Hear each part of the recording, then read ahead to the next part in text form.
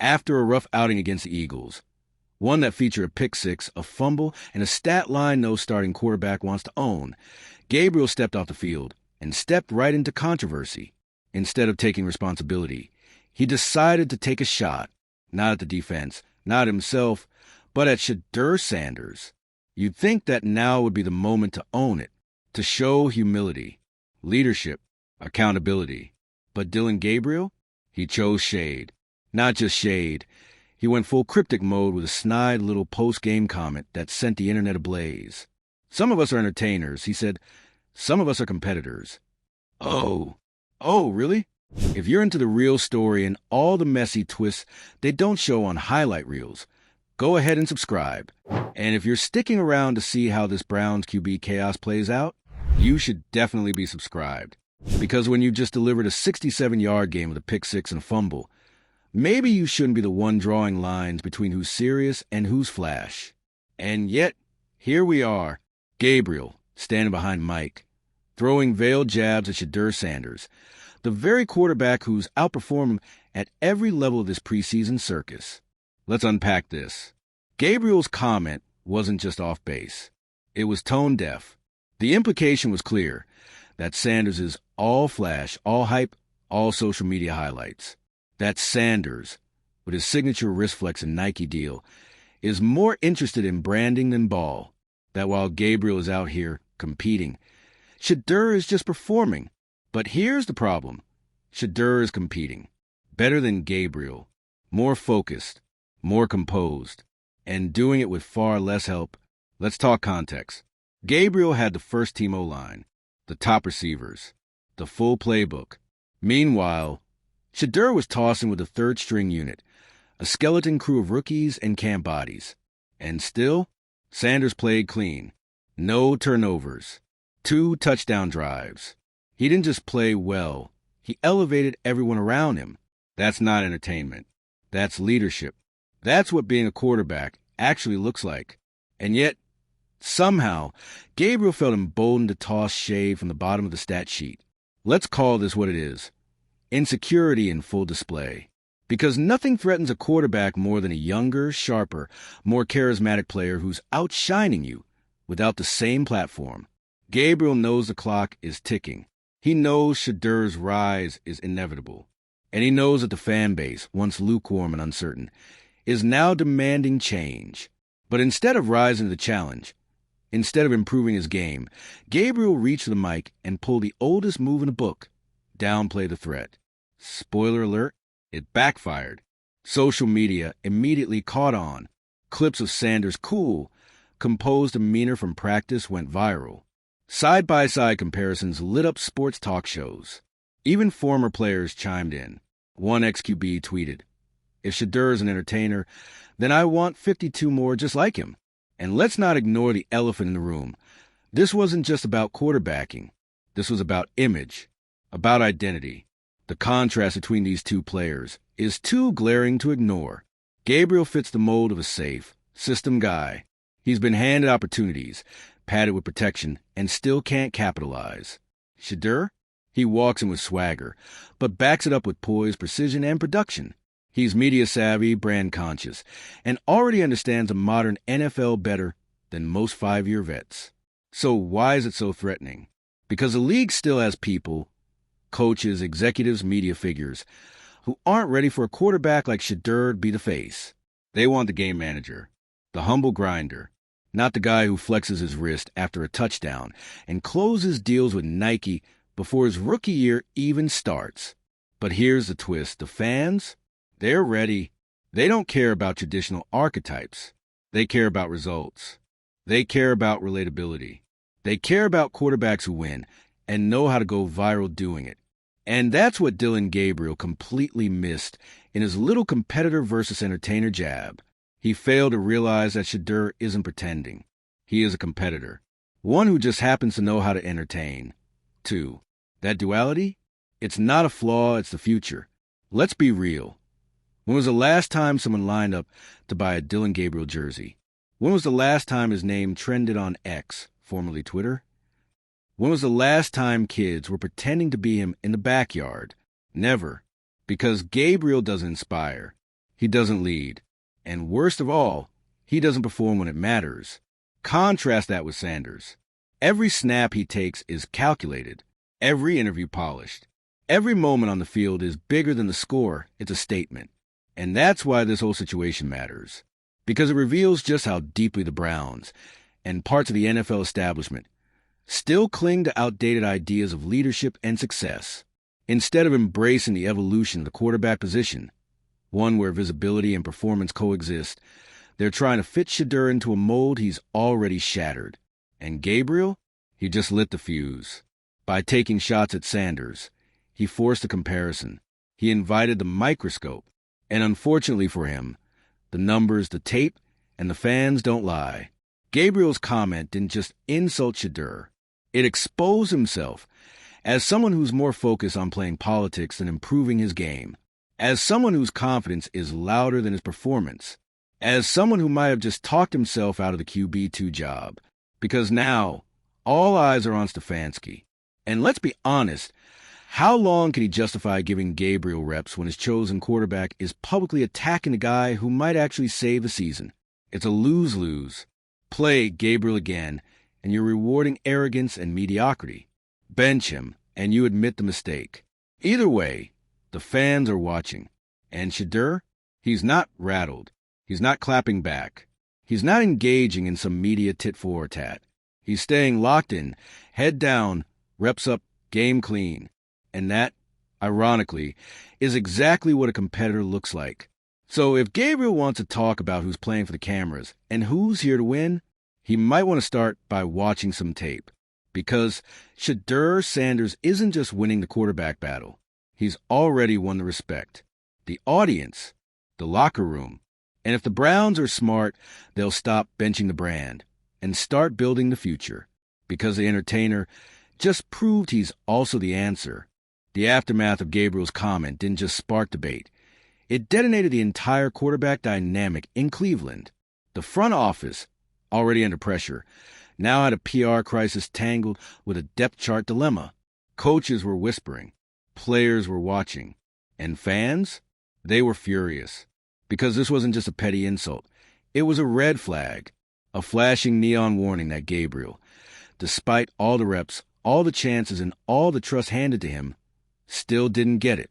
He didn't get that the locker room isn't impressed by stat padding or pregame bravado. It's earned through poise, through ownership, through leadership when the lights get hot. Shedeur Sanders had done all of that, silently, without needing to belittle anyone. So when Gabriel took his shot, it wasn't just tone deaf. It exposed the insecurity bubbling beneath the surface. Inside the Browns facility, tensions hit a boiling point. Coaches started splitting into camps. Some still backed Gabriel, citing his experience and system knowledge. But others, particularly players, were increasingly siding with Sanders. Why? Because leadership recognizes leadership. And Shedeur, without saying a word, was leading on the field, in film sessions, during walkthroughs. He was a guy answering questions, lifting rookies, fixing protection calls that weren't his responsibility. Meanwhile, Gabriel kept retreating into excuses. Every mistake had a scapegoat, missed blocks, wrong routes, bad luck. What he didn't have, accountability. The one trait that quarterbacks can't fake. The locker room wasn't blind to this. Veterans like Joe Bitonio and Amari Cooper didn't say much publicly, but their sideline reactions during games spoke volumes. Eyes rolled when Gabriel missed reads. Heads shook when Sanders was kept benched. It wasn't mutiny, but it was close. And in the background, the Sanders camp stayed quiet. No quotes, no cryptic tweets, just silence. The kind of silence that builds pressure, that forces everyone else to do the talking. Media couldn't stop speculating. Why isn't Shedeur starting? Is Stefanski afraid of the noise?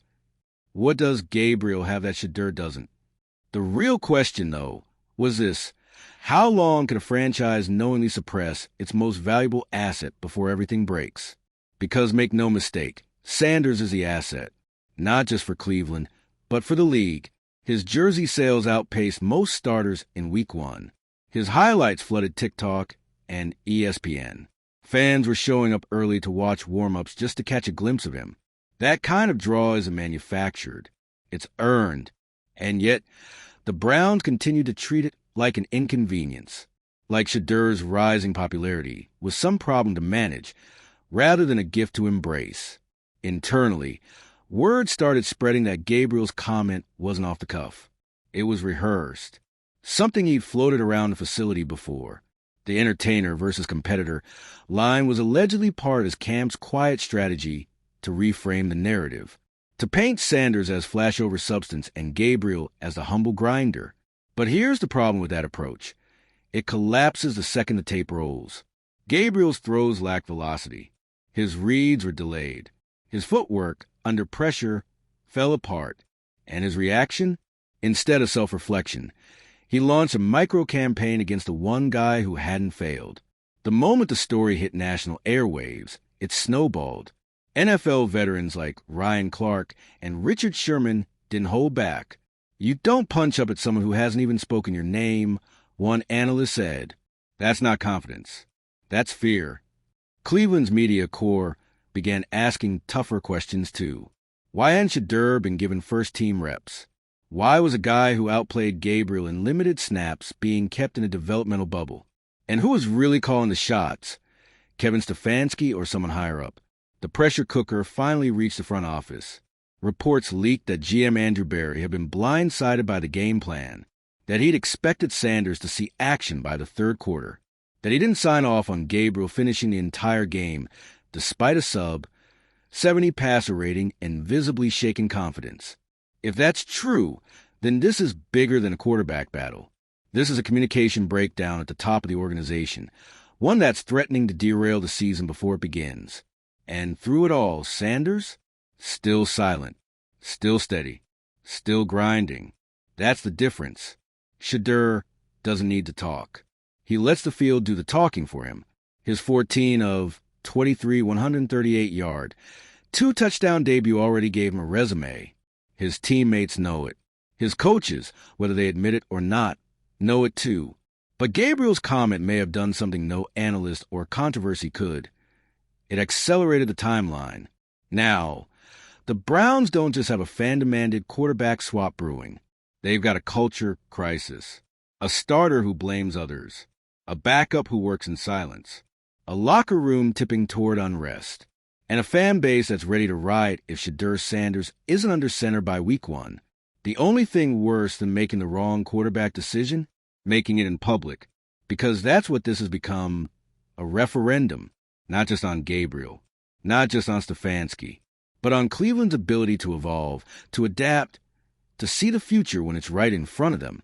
They've already burned through quarterbacks. Dozens of them. Some were busts. Some were mishandled. Some never had a chance. Shedeur Sanders is not that. He's the chance they can't afford to miss. And if this organization squanders it for the sake of protecting egos, propping up bad PR, or doubling down on outdated philosophies, then the Browns won't just lose a few games. They'll lose the locker room, the fans, the future. Because Dillon Gabriel might have thrown one bad pass against the Eagles, but the worst throw he made was that post-game comment. The one that just might have ended his starting career before it even truly began. The fallout didn't stop at the media firestorm or locker room side eyes. Gabriel's comment fractured something deeper, trust, not just between players and coaches, but between a team and its audience. Browns fans aren't stupid. They've lived through Johnny Manziel drama, the Baker Mayfield wars, the endless carousel of maybe this time quarterbacks. And yet this feels different, because this time, the right guy was already in the building. They saw him. They believed in him. And somehow, the franchise still fumbled the bag. What people started noticing wasn't just Gabriel's lack of performance. It was a pattern, a disturbing reluctance to hold him accountable. Week after week, he was gifted opportunities. First-team reps, full support staff, tailored game plans. And every week, he delivered less than what was expected, then offered even less when the mics came out. Meanwhile, Shedeur Sanders? The man was out there studying tape like it was the LSAT.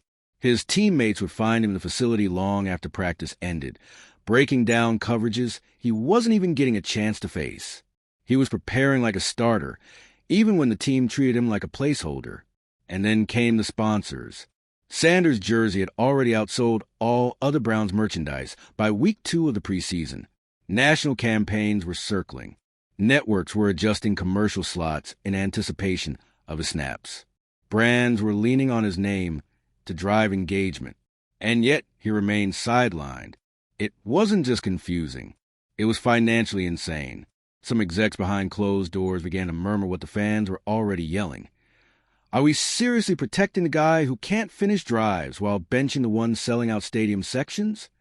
That's when whispers of trade interest started making their rounds. Several teams, notably those with aging quarterbacks or shaky backups, were reportedly monitoring the Sanders situation. Translation? They saw blood in the water. And if Cleveland wasn't going to appreciate what they had, someone else would. The most chilling part of this? It didn't even come from Shedeur. It came from his camp. Word got out, quietly but clearly, that they weren't going to stay silent forever. If Cleveland continued to bury Sanders behind someone who couldn't deliver and wouldn't shut up, other options would be explored. It wasn't a threat. It was a promise. And suddenly, all eyes were on Kevin Stefanski. The man who had written the calculated strategist label for years now looked rattled. His press conferences became tenser, his answers more clipped. He repeated the same buzzwords over and over: development, competition, long season. But the more he talked, the more obvious it became he didn't have a plan. Because how you justify starting a guy who openly disrespects a teammate, crumbles under pressure, and alienates the fan base, while benching a one player who actually wants a moment? Let's be honest, if the names were flipped, and it was Shedeur who threw a pick six, lost a fumble, and made a snide comment about real competitors, you think he'd even be on the active roster right now? Not a chance. That double standard was what finally snapped something loose in Cleveland. The fans didn't just want Shedeur, they demanded him. Chants broke out at open practices. Local talk radio melted down for days. Even ESPN analysts who normally avoid Cleveland altogether were suddenly devoting segments to Stefanski's QB chaos. And still, Gabriel remained QB1, like nothing had happened, until the next game. This was supposed to be his bounce-back moment, his redemption arc. But you can't fake readiness. You either lead or you get exposed. And Gabriel? He didn't just flinch, he folded. Missed reads, underthrown balls, late decisions. It was a clinic on how not to lead a team. The turning point wasn't even a turnover. It was a timeout.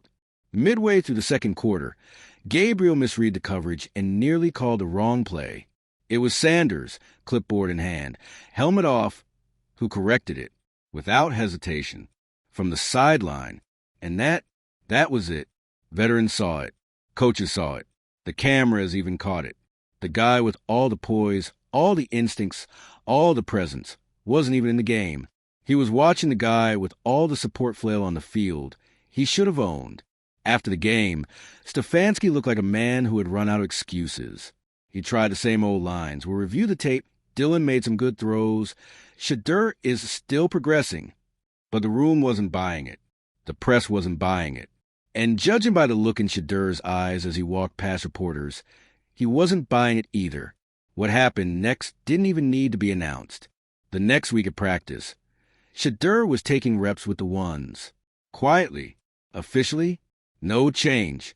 But the body language told the story. The mood had shifted. The decision, at long last, had made itself. Gabriel's comment, the one he probably thought would protect his position, became the match that lit the fire under Shedeur's ascent.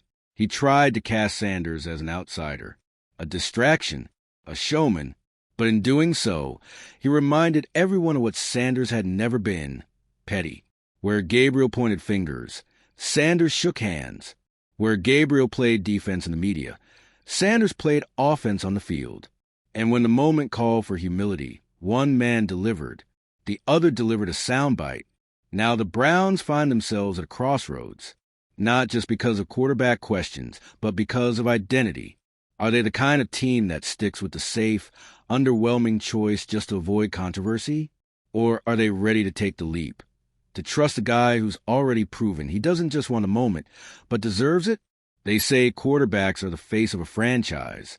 If that's true, then Cleveland has two choices. One face that turns away when it counts, and another who meets the moment with eyes wide open and a fire that can't be faked. The clock is ticking, and somewhere in that locker room, Shedeur Sanders is still waiting, still grinding, still ready.